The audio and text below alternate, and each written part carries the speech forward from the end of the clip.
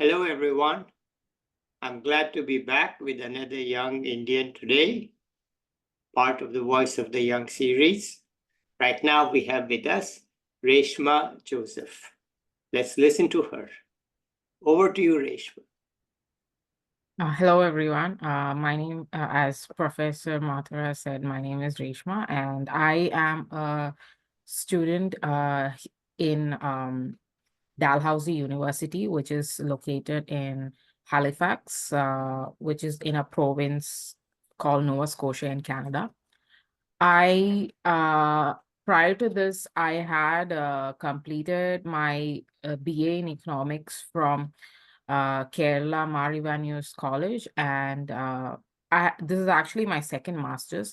I've done my first master's from Symbiosis University in MSc in economics, and I specialized in development studies. So, uh, I hail from Kerala, and I am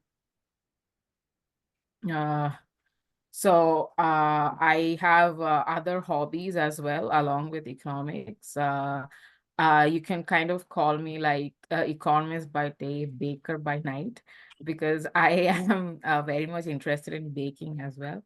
I had picked up, I self-taught myself to do it.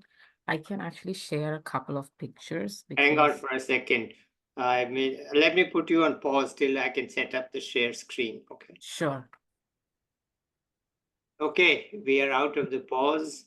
Reshma has set up the share screen, and here we see what she bakes. Tell us about it. So this is something which I mean, initially as a child, I started with cooking, but then I realized that I have more of a technical brain. So I like I like being very to the point, and that's when I discovered the whole world of baking, and it's more precise than cooking. So that's what, you know, uh, took my interest from that. So I started with small, you know, initially I just used to bake for fun, but then I took it a little bigger. Like during the pandemic, I was unemployed and I had to find some way to, keep myself busy and also maybe to earn some money. So that time I did sell a few cakes. So these are just a few of it that I did during that time. They look So fantastic to me. I mean, thank you. unfortunately, I can no longer eat that because I have diabetes. So I can see them, but I can't eat them. Okay, let's continue anyway. Sure. So I'm just closing the screen. So Okay. yeah, okay. Well, have you baked any when you are here as a student? Yeah, I did bake like one cake. So but then you know I don't get too much time here because I have like a lot of deadlines to meet, and also I'm also working part-time as a teaching assistant in the same university in Dalhousie. So I am teaching. I'm a teaching assistant to first year undergraduate economics students. So I taught like principles of microeconomics and principles of macroeconomics. I assist the professor in it. Then so my journey so far, like I started becoming interested in economics when I was in class 11 and 12. So after class 10, I decided to choose commerce with along with mathematics. Uh, a lot of questions were posed because that time that stigma was there about, science versus commerce, which I believe is much lesser now. So at that time, like my parents were very supportive, but I like immediate family members are like, why do you want to do it? I'm like, I don't want to take science anymore. So, So I took commerce with mathematics. And actually, my dad thought that I would pursue chartered accountancy. Like, thank God I've been good with academics, so he thought that I would choose something, which is always known, like the highest known thing in commerce, which is chartered accountancy. So I said, so when I started learning economics in class 11 and 12, so I'm someone who grew up in the Middle East, particularly to say UAE. So I used to come to India for vacations. And whenever I used to learn economics, I started to observe the things around me, the differences between the two countries in their economic aspects, and also the economic choices that people make in different situations. All these started interesting me a lot. And that's when I realized that I want to build a career in this, uh, not in accounting and auditing. And so after class 12, I wanted to pursue BA economics. Initially, my dad was like, "Why do you want to do BA economics?" And I said, like, that's what if I know that if I take, accounting and auditing, I can earn, a good money and be, have a corporate life, but that's not what I want. I want to, learn economics, pursue research in economics so that, uh, you know, uh, like I'm someone who believes that research has impact on people's lives, directly or indirectly. So I said I want to choose that path. And my dad was like, okay, if that's what makes you happy, then go for it. And I started, I went for BA economics. And things were good there. And uh, after that, I moved on to MSc economics in Pune, in Symbiosis University. So that's where my confidence and everything started getting affected. So I've always been, most of the times I've always been the top of the class and everything. But that time, when I was doing my BA economics uh, so my syllabus was, so my college was part of University of Kerala. So that time, University of Kerala hadn't, implemented courses in econometrics. They only implemented that in 2019, which I believe it's quite late, but at least better late than never. So at least the students now have a, better scope in, what they are learning. So I didn't have a base in econometrics. I knew mathematics, I knew economics, but not econometrics. And that shook my confidence a lot when I went for, masters in Pune. And I was like, I thought that I won't be able to do it, but I did get across. But when I was applying for jobs, that lack of confidence was very much evident in me. And anyways, after my graduation was in December 2019, and um, uh, I was applying for jobs.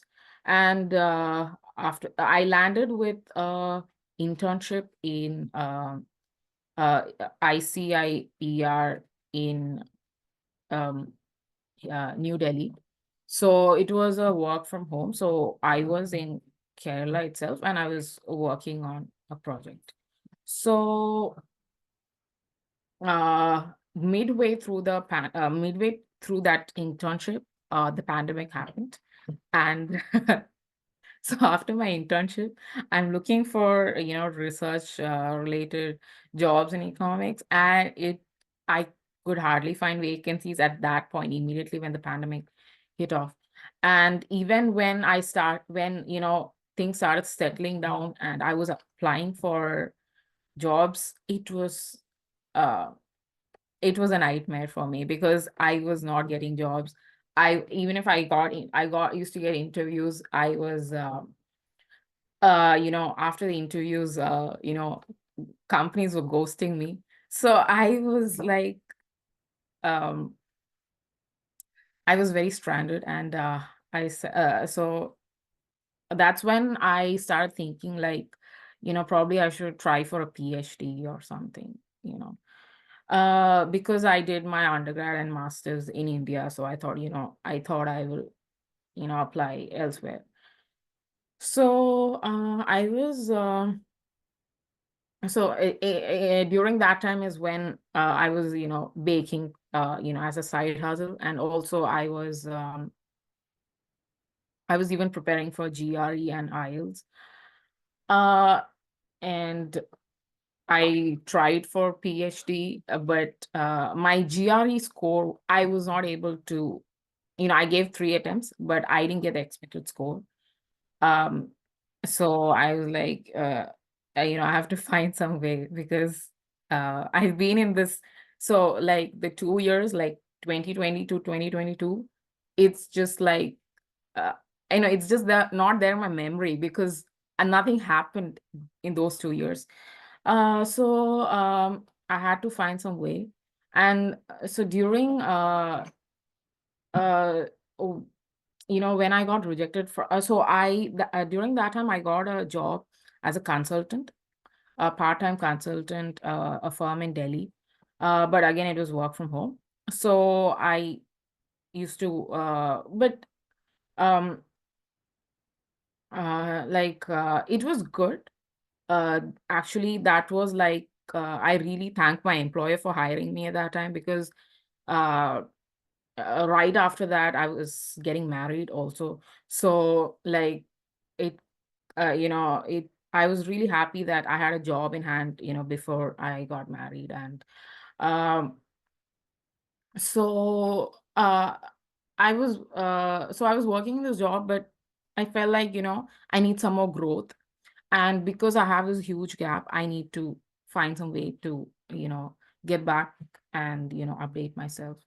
And that's when like my PhD plans were failing. So I thought, I'll try for another master's. So yeah, that's how I landed here with master's in development economics, which I'm really liking it.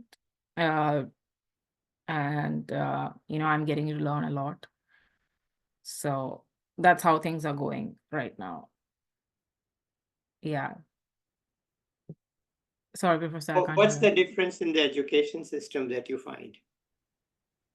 One thing is that I realize that, here we don't have classes every day. We only have classes like, so in the fall semester and the winter semester, I just have classes like 2 to 3 days a week.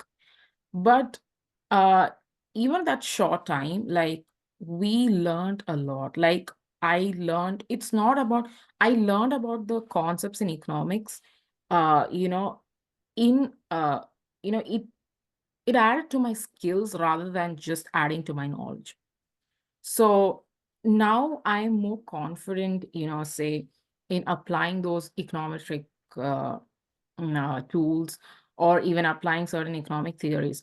Like back there, like I was, all we had to do was study for exams. And of course, we had some assignments, that kind of helped us sharpen our research skills.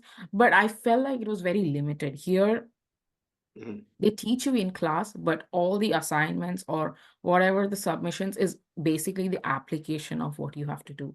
And not every course even had exams. So, it was either a submission of a research paper or, something like that. So it was, a much more hand-on uh, experience in learning. So that's the major difference that I found. Okay. And what's the future?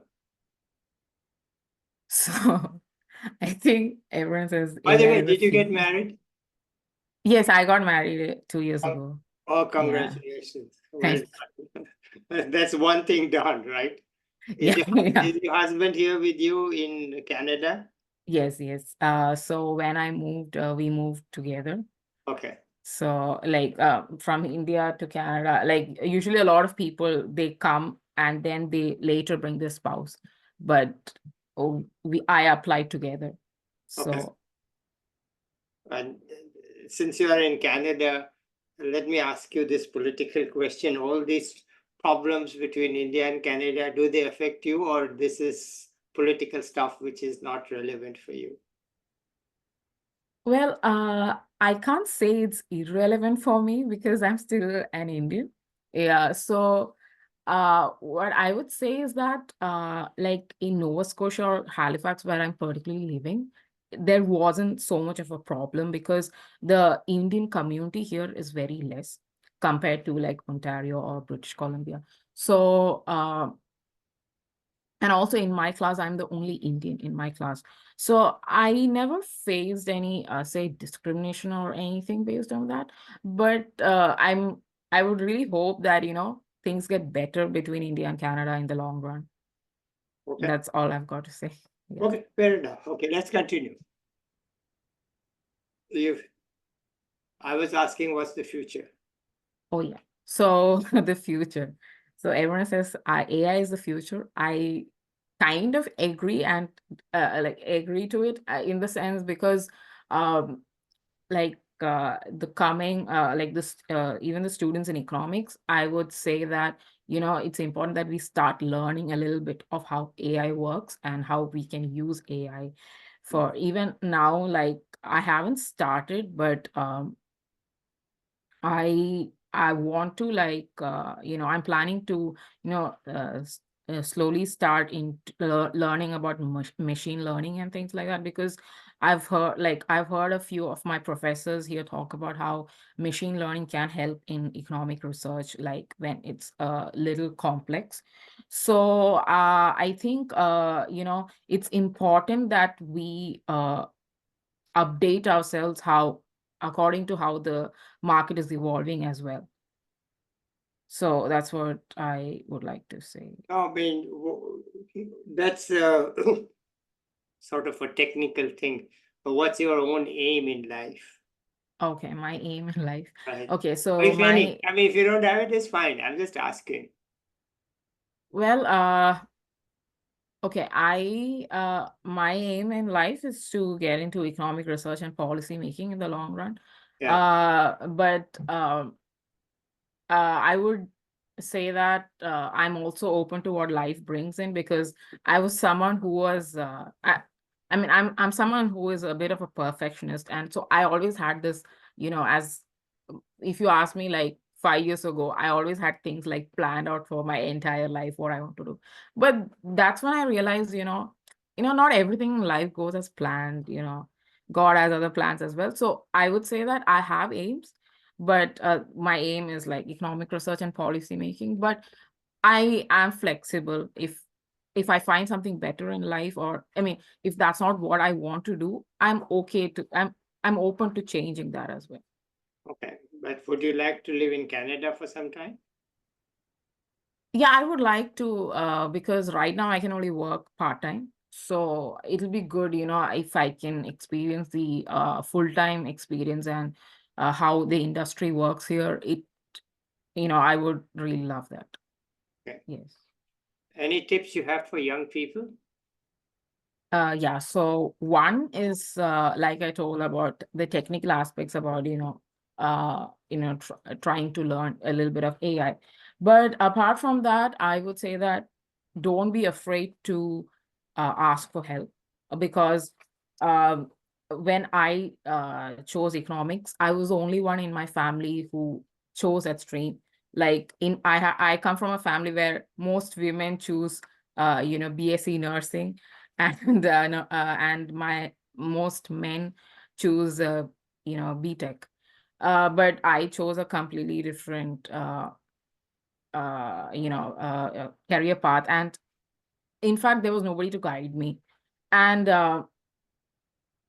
something I would really say that it's okay, even if you're choosing a career path different from your what you've seen or what your family has done, but you should there are people who are ready to help you. It's just that they can't hear you, so you need to ask them. And now we live in a world where the social media is very much accessible, and we can make good use of it. So through LinkedIn or anything. So it'll be good to find people in the industry that you're interested in, and find mentors, build good professional relationships. So that's what I would definitely tell uh, the younger generation. I too am still learning, and I too haven't reached where I thought I wanted to reach, but give yourself that time. Everything takes time. So be hopeful and just keep moving forward. Yeah. Okay, all right. Anything else you want to add here? Uh, no. Oh yeah, I forgot to say that I'm done with my classes now. I'm working on my thesis, so that's something which I was supposed to add in my introduction, but yeah, I forgot to add that. Yes. Great. When will you finish your thesis? Uh, I'm trying to finish it as soon as possible, but I don't want to extend it beyond this December. So I want to try to finish it before that. All right, so you will have 2025 will be something new for you, Yeah. right? Not Yeah. you won't be a student anymore, something else, right? Yes. But you'll Hopefully. still be a baker. Yes, that I don't want to give. It's something that de-stresses me. So Okay, good. All right, so a nice hobby to have, to do the baking. I'm glad you have it. Everybody should have a hobby. Okay, let's end it here, shall we? Okay, let's end it here. sure. Okay, Yeah. so I'll be back with another young person or an expert soon. Till then, bye everybody. Bye.